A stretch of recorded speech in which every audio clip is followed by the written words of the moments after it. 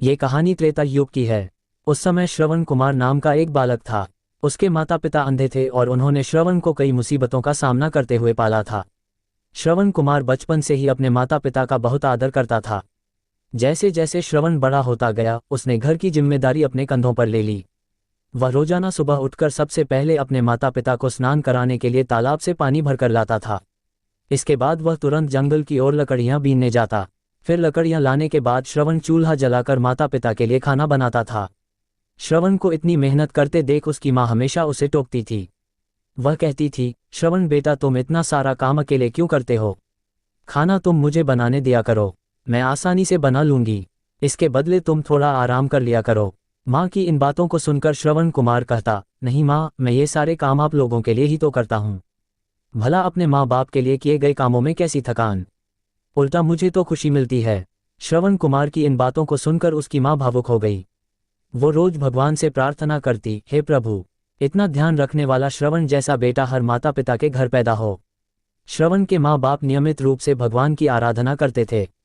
वह उनके लिए फूल और पूजा की अन्य सामग्री लाता, फिर खुद भी बिना देर किए माता पिता के साथ पूजा में शामिल हो जाता था।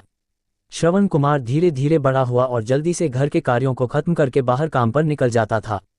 एक दिन श्रवण अपने माता पिता के साथ बैठा था, तभी उन्होंने श्रवण से कहा, बेटा, तुमने हमारी हर ख्वाहिश पूरा की है। अब हमारी केवल एक ही इच्छा है जिसे हम पूरी करना चाहते हैं। ये सुन श्रवण ने उनसे पूछा, ऐसी कौन सी इच्छा बाकी है जिसे आप पूरा करना चाहते हैं? आप केवल आदेश दें, मैं आपकी हर ख्वाहिश को पूरा करूंगा। इस पर श्रवण के पिता ने कहा, बेटा, अब हम बूढ़े हो चुके हैं और हम चाहते हैं कि मरने से पहले तीर्थ यात्रा के लिए जाएं। भगवान के शरण में जाकर हमें सुकून की प्राप्ति होगी। अपने माँ बाप की बात सुनकर श्रवण कुमार सोचने लग गया कि वह उनकी इस इच्छा को कैसे पूरा करेगा। उस समय बस और ट्रेन की सुविधा नहीं थी, साथ ही उसके माता पिता देख भी नहीं सकते थे। ऐसे में उन्हें तीर्थ यात्रा कराना भला कैसे संभव हो पाता। तभी श्रवण कुमार को एक तरकीब सूझी। वह तुरंत बाहर गया और वहां से 2 बड़ी टोकरी लेकर आया। उसने उन दोनों टोकरियों को एक मजबूत डंडे में मोटी रस्सी के सहारे लटका कर एक बड़ा सा तराजू बना लिया। फिर श्रवण कुमार ने उस तराजू में अपने माँ बाप को बारी बारी से गोद में उठाकर बैठा दिया। उसके बाद तराजू को अपने कंधों पर लेकर उन्हें तीर्थ यात्रा पर लेकर निकल पड़ा। वह लगातार कुछ दिनों तक अपने माता पिता को एक के बाद एक सभी पवित्र स्थलों पर घुमाने लगा। इस दौरान श्रवण कुमार ने अपने माता पिता को प्रयाग से लेकर काशी तक के दर्शन कराए। माता पिता को घुमाते समय श्रवण कुमार उन्हें उन जगहों के बारे में भी बताते चलता था, क्योंकि वह आंखों से उस दृश्य को नहीं देख सकते थे। अपनी बेटे की मेहनत को देख उसके माता पिता बहुत खुश थे।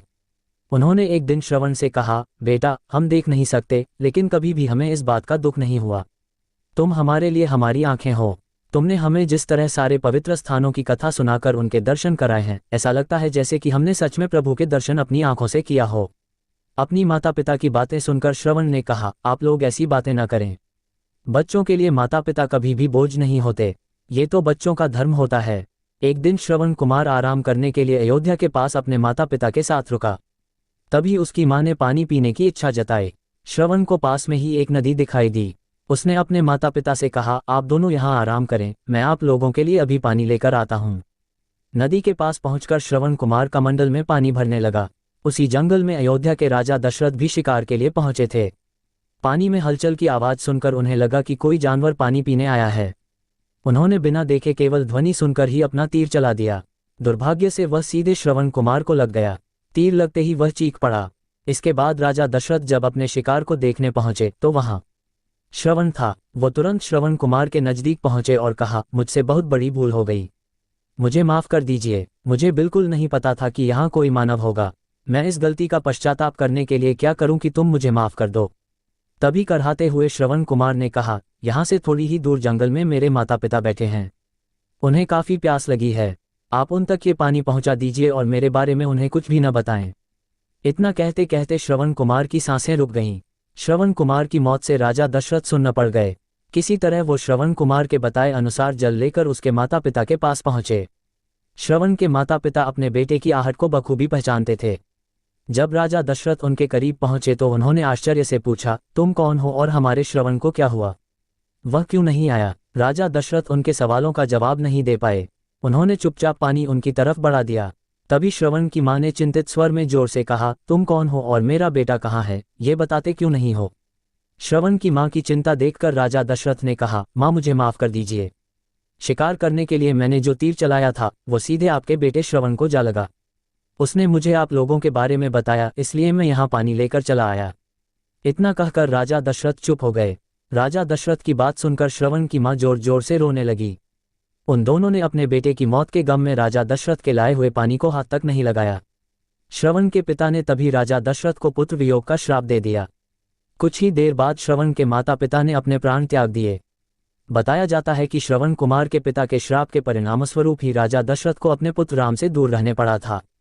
राजा दशरथ के इस श्राप को पूरा करने के लिए ही भगवान राम को 14 वर्षों का वनवास हुआ, जिसका माध्यम दशरथ की पत्नी कैकेयी बनी।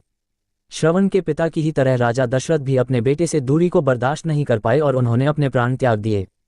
कहानी से सीख, हर बच्चे को अपने माता पिता की सेवा श्रवण कुमार की तरह ही निस्वार्थ भाव से करनी चाहिए। यही उनका सबसे बड़ा कर्तव्य है। तो दोस्तों, आपको ये कहानी अच्छी लगी हो तो इस चैनल सब्सक्राइब जरूर कर लें। इससे अच्छी अच्छी कहानियां सुनने को मिलती रहेगी आपको।